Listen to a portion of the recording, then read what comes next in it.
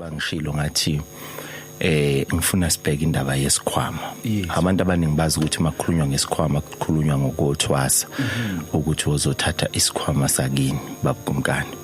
Kanti isikhwama ila kugcinwe khona into ezithize zakini njengoba nawe kwenze kuba nesikhwama sibe namakhadi, sibe nemali, sibe nezinto zakho zokusula umjuluko, sibe nama sanitizers akho.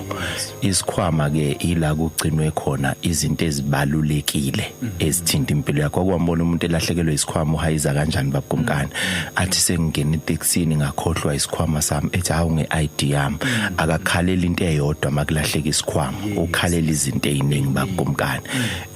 Umndeni nomndeni kunaso isikhwama sawo la amathonga kubi ngakho laba abasebenza ngamadlozi baba nesikhwama kuthiwe samathambo, sihlala amathambo kuphela. Kanjalo nobunyanga uthi mayo lapha phathi isikhwama kodwa umuthi awunile esikhwameni. Isikhwama sirepresentani lolu bizo alunikezwe abantu bakubo, amandla akhe aphelele kulesi sikhwama.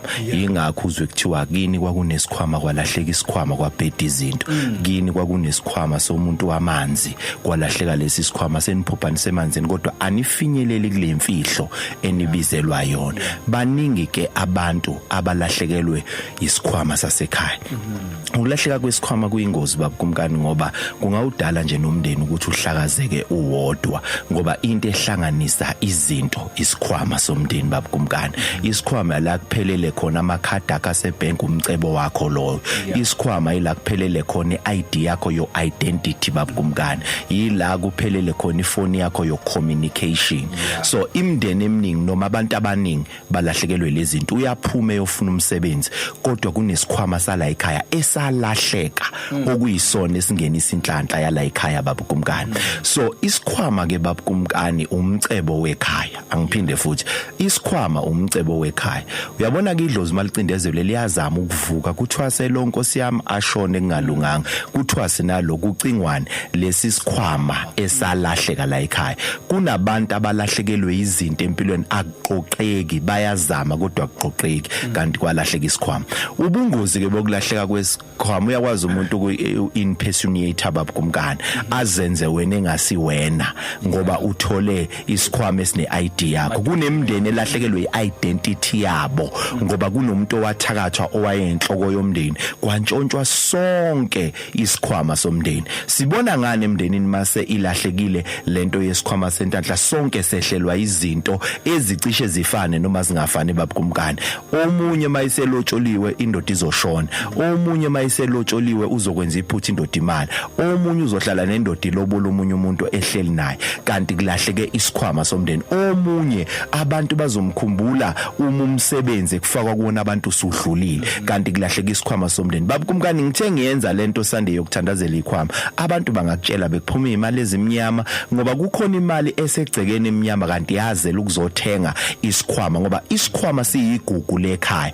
Uyabona babukumkani, enye ingozi engayenza ekhaya ukungamazi umuntu okuyena ophethe isikhwama. Kujwayelekile ukuthi lo ophethe isikhwama mangabe nithakathiwe kube uyena ovela njengomthakathi mani yohlola. Mina ningaze nithi usibanibani uyathakatha kanti kulwiswa amandla lesikhwama. Akwenzeki ke babukumkani kube nento eqeda abantu ekhaya kanti ayikho into enamandla bekuyona ezovikela abantu. Isikhathi esiningi sifocusa kulokho kubo kwenzakalayo, sigcine sikhohlwa lokho okuhle okuyikhona kwathunywa. Kunabantu ababezela ukuzokwakha imndeni benikezwe wonke amandla base bengena umoya omubi bagcina seyabathakathi kuyibona abaqeda umndeni. Why? Basebenzisa the very same mandla ebebewanikezelwe ukuzovikela umndeni. Yingakho kusetshenziswe bona ngoba ibona abanamandla la ekhaya babukumkani. So kule Sunday ke esikuyona ngizoke ngikhulume ngijule ngokulahleka kwesikhwama ngoba noma ungaba nevoice emnandi ube necharisma enjani kodwa makulahleka isikhwama somndeni ziyochitheka zonke izinto zakho ngoba kulahleka iidentity, kulahleka umcebo wasekhaya. Ngizoke ngijuleke babukumkani ngikhulume kulento yesikhwama. Abanye bakholwa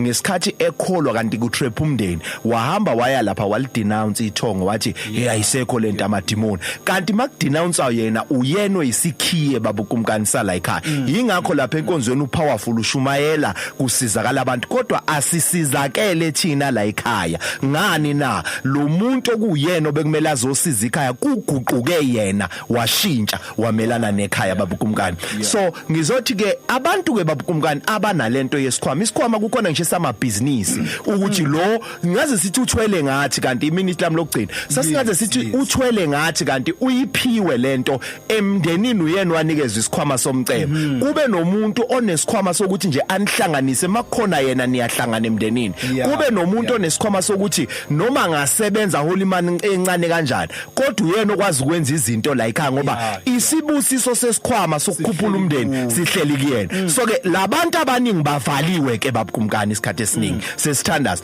bavaliwe labantu babukumkani ibona abadonsa kanzima ukudlula bonke abantu ngoba babevalela ukuthi umndeni ungafiki la ekufanele ufike khona kunomuntu osukumela umndeni wawuvala babukumkani ingakho izinto azenzeki majority yabantu abavaliwe ibona banamandla okukhulula ikhaya ngoba kuthiwa isisho sezulu sithi kushawa edonsayo babukumkani uthola umsebenzi izinto zakhe azilungi kuyabheda yonke into ushawelana ungenalutho ikhona lento eyisikhwama somndeni oyothi mhlawa nyakaza iphumelelisa umndeni isonto ise number 285 ku Backstreet owaziwa ngoHussein Hafaji igama elisha lawo Backstreet ePietermaritzburg abantu abaphelele ngobuningi bezolungisa izikhwama zabo ezavalwa iyodi language engikhulumayo umcebo wakini mawuze kuwe mawuthi mina ngiyasenza ngisho nangamaphupho ngiyayiphupha imali nginesikhwama somcebo ngiphupha amanzi ngiyeza ukuthi kunamandla athiza kumina kodwa akakazavulwa lamandla ngicela abantu bagijime ngobuningi babo number 285 Backstreet ngesonto leli siyakulona siqala ngo10 ekseni inombolo babukumkani awufaki imali uyafona ubuza idirection ubuza ama instruction 067 287 04 18 ngicela kuyiphinda 067 287 04 18 eGoli umhla ka7 eKempton Park Civic Center ngizobe ngikhona ngo10 ekseni la sijwayele ukuhlangana khona abantwana bethonga baphume ngobuningi babo bezolalela ithongo lithini kubona kwenzakalani kanti eBackville ngikhona ngolwesihlanu lwesiyakulona eWinterton eKhethani la ngijwayele ukuba khona Winterton eKhethani ngizobe ngikhona ngo10 ekseni ngolwesihlanu lwesiyakulona i1-on-1 izoqala early abantu abaphume ngobuningi ayikho imali oyifaka esitolo yonke into uyenza sewufike wena inkosi mayibusise ngicela ukubonga kubaba umfundisi uDube waseThekwini Community Church obhizo sibukayo uthi ngizoke ngizwe uzwileke umfundisi wami inkosi mayikubusise nabalaleli bonke mhlambe baba usubaleka nje ngesonto ke since kunale ngilekonze ezikhwama kukhona esikuphathayo no but isikhwama sakho nje uzenazo leso ufaka kusona imali le ngasangeni babukumkani ngishilo ngathi siyaxolisa mfowethu babukumkani ngishilo ngathi iyodwa language umcebo wodwa asifune lutho esilukhuluma kuleli viki ngibonisa imali eningi babukumkani eshoda ngabanikazi ngizothi umuntu nomuntu akasukume alanda imali kuba abantu base Cape Town mhla ka28 ngiyeza Cape Town yabona ukuthi bangibuza usiza nini ngiyeza lapha ku Solomon Chuku Hall next to iTaxi Rank kwa Site C ekhaya elicha ngizobe ngikhona ngomhla ka28 ngomgqibelo ngithemba ukuthi niyajabula kakhulu eCape Town ukuzwa lezi indaba eSwaziland nabo basilindile mhla kabani konje mhla ka13 ngizobe ku Friday ngizobe ngikhona babukumkani inkosi ayibusise abalaleli emakhaya makwande babukumkani.